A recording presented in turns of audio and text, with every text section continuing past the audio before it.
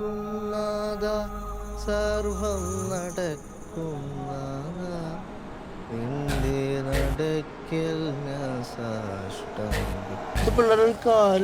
ഒരു കാര്യം പറയാൻ പറ്റില്ലല്ലേ? എന്ത് കാര്യം? തലേങ്ങ തല്ലി വിളിച്ചേക്കണം. നാളെ രാവിലെ സകല ഡോക്യുമെന്റ്സോടെ നീ ഇവിടെ ഹാജരാവണം. മനസ്സിലായടാ? ഏത് പോലീസ് സ്റ്റേഷൻ? നീ കൊള്ളാലോ. ജോഷിന്റെ പണി എന്ന് പറഞ്ഞിട്ടുണ്ടെങ്കിലേ അതെനിക്കൊന്ന് കാണണല്ലോ. കാണാനൊന്നും കേട്ടാ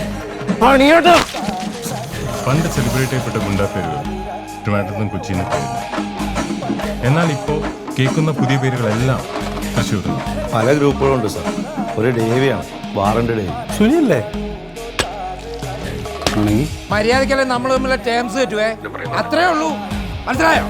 അതാണ് ഡീൽ. കാര്യം ഞാനൊരു കോട്ടയംകാരനാണേലും തൃശ്ശൂർക്കാരനല്ലേ, എന്തായാലും പൊക്കിയിരിക്കും.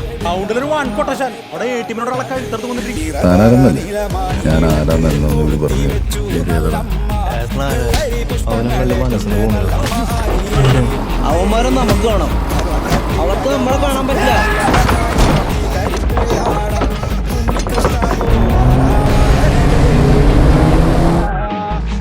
നിന്റെ കയ്യിലാവും ചതച്ചേക്കാം. ഇക്കാര്യത്തിൽ അവർക്ക് കേസുണ്ടെങ്കിലും അവന്മാർ പണി തുടങ്ങിയിട്ടുണ്ടോ?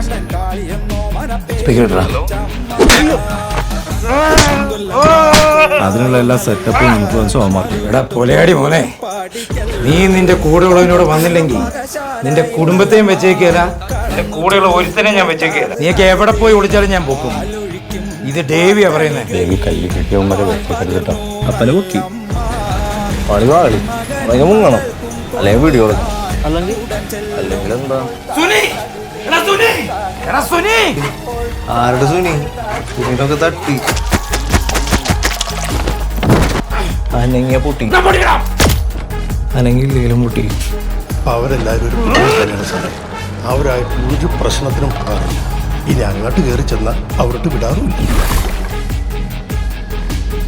സാർ പുതിയ ബിൽഡിങ്ങിലേക്ക് മാറിയതുകൊണ്ട് പഴയ സ്ഥലത്ത് പോയി തപ്പിയാ നീ ഞങ്ങൾ